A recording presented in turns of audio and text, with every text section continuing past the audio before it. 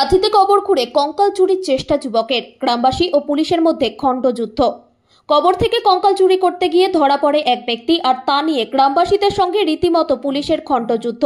ঘটনাটি কেন্দ্র করে সোমবার সকাল 10টা নাগাদ পূর্ব মেদিনীপুর কাঁথির এক ব্লকের শ্রীরামপুর মসজিদ মোড় এলাকায় পুলিশকে লক্ষ্য করে চলে ইট বৃষ্টি। ঘটনায় বেশ কয়েকজন আহত হন বলে জানা গিয়েছে। পুলিশ ও স্থানীয় সূত্রে জানা গিয়েছে, 13 মাস আগে কবরস্থ করা এক মহিলার দেহ হঠাৎ সোমবার দেখা যায় এক ব্যক্তি কবর খুঁড়ে সেই কঙ্কাল বার করছেন। গ্রামবাসীদের হাতে নাতে ধরা পড়েন তিনি। অভিযুক্ত ব্যক্তি প্রভাকর শীট, তার বাড়ি এগড়া থানার ভবানীচক গ্রামে। সকাল 11টা নাগাদ কাঁথি শ্রীরামপুর থেকে ফোন যায় কাঁথি থানায়। ততক্ষণে অবশ্য ওই ব্যক্তি গণপ্রহারের শিকার। খবর পেয়ে এলাকায় যায় কাঁথি থানার বিশাল বাহিনী। পুলিশ দেখেই হঠাৎ করে ক্ষেপে ওঠেন গ্রামবাসীরা। পুলিশকে লক্ষ্য করে শুরু হয় ইট বৃষ্টি। পরিস্থিতি নিয়ন্ত্রণে আনতে 2 ঘন্টারও বেশি সময় লেগে যায়। গণপিটুনিতে মারাত্মক আহত হন ওই ব্যক্তি। কোনো ক্রমে পুলিশ তাকে উদ্ধার করে এলাকা থেকে বার করে নিয়ে যায়। সমগ্র ঘটনার তদন্ত শুরু করেছে কাঁথি থানার পুলিশ।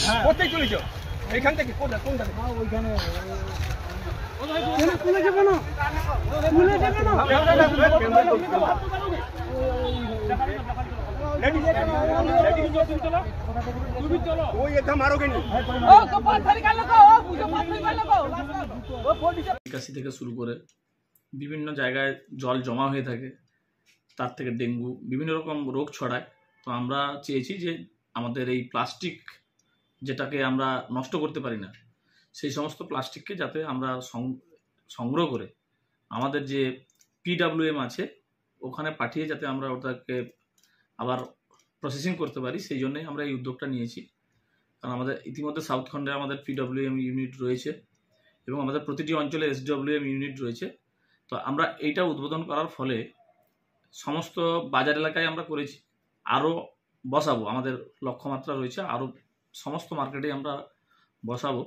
তো ওখান থেকে এই কালেকশন হয়ে আমাদের SWM ইউনিটে যাবে, ওখান থেকে আবার ওটা আমাদের PWM ইউনিটে চলে যাবে।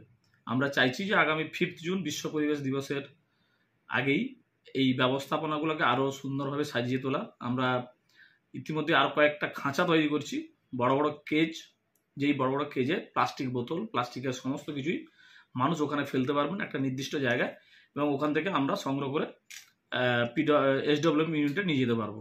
এবং আমাদের মার্কেট বলুন, বাজার বলুন, সমস্ত জায়গায় এবং বাড়ি বাড়িও আমরা চেষ্টা করছি, বাড়ি বাড়ি ময়লা যেগুলো হয় প্লাস্টিক এবং যেগুলো প্লাস্টিক নয় পচনশীল যে সমস্ত আছে সেগুলো আমরা SWM ইউনিটে নিয়ে এসে ওগুলোকে আবার প্রসেসিং করার জন্যে। তো আমরা চেষ্টা করছি যে আগামী 5 তারিখের আগেই আমাদের সমস্ত ইউনিটগুলোকে আবার সুন্দর করে চালু করে সেগুলোকে সুন্দরভাবে আমাদের বর্জ্য নিষ্কাশন ব্যবস্থাটাকে আমরা এই পঞ্চায়েত সমিতি এলাকায় আমরা সুন্দরভাবে গড়ে তুলতে চাইছি। এই জন্যই আজকে আমাদের প্রথম আমরা স্টিল বিনগুলো আমরা মার্কেটে বসালাম এবং খাঁচাগুলো আর কয়েকদিনের মধ্যে বসে যাবে। দাদা, এটা আমাদের পশ্চিম শ্রীরামপুর গ্রাম। এই গ্রামের দীর্ঘ প্রাচীনকাল থেকে আমাদের আমরা আমরা মিলেমিশে থাকি এবং আমাদের এই কবরস্থান এবং পাশে শ্মশান, লক্ষ্মী মন্দির, ঈদগাহ সব কিছু রয়েছে। কিছুদিন আগে স্যার আমাদের একটা পাশে লক্ষ্মী মন্দির ছিল, ওই লক্ষ্মী মন্দিরের কিছু অংশ জিনিস চুরি হয়ে গেল। আমরা তত্ত্বাবধান করে খুঁজে দেখলাম, কিন্তু এর এখনো কোনো প্রশাসন থেকে কোনো কিছু বের হয়নি, আর আমরা এর কোনো কিছু দেখতে পাইনি। আজকে আবার দেখছি আমরা হঠাৎ আমাদের এই এত পুরোনো কবরস্থান থেকে ঠিক মিডিল অবস্থা থাকে, যেখানটায় মানুষ, কবরস্থান মানে একটা শান্তিপ্রিয় জায়গা, যেখানটায় কোনো লোক যাতায়াত করে না। কবরস্থান কেউ মারা গেলে এরা মাটি দিতে আসে, ঠিক মিডিল পজিশন থেকে পুরো ঘুরে বডিটাকে তোলা হয়েছে। বডিটাকে তুলে ওর একটা বাঁশ দিয়ে ওটাকে ঘিরে, মানে ওই ব্যক্তিটা কি করেছে, এ নিয়ে যাওয়ার উদ্দেশ্য না, কিন্তু এটাকে রেখে দিয়ে পালানো হচ্ছে, যাতে আমরা পরে জানতে পারবো। আমরা যখন দেখতে পারবো একটা লাশ তোলা আছে, তাহলে ভাববো নিশ্চয়ই কোনো হিন্দু ভাই এখান থেকে লাশটাকে তুলেছে, তাহলে আমাদের মধ্যে একটা বিভেদ সৃষ্টি হবে, দিলে আমরা এখানটায় মারপিট খুনাখুনি। আমরা চাই স্যার আমাদের মধ্যে, গ্রামের মধ্যে সব কিছু শান্তি থাক, এবং আপনারা প্রশাসন দপ্তর থেকে এসেছে, এই মানুষটি কে পাঠিয়েছে, এ কেননা এর মোবাইল আমরা চেক করে দেখেছি, এই মোবাইলে আছে অ্যাক্সিস ব্যাংকের অ্যাকাউন্ট এবং যথেষ্ট ভদ্র ব্যক্তির পরিচয়। আমরা চাইছি এই মানুষটার পিছনে কে পাঠিয়েছে, বা আমাদের এই শান্তিপ্রিয় গ্রামকে কে এত অশান্তি লাগানোর চেষ্টা করেছে।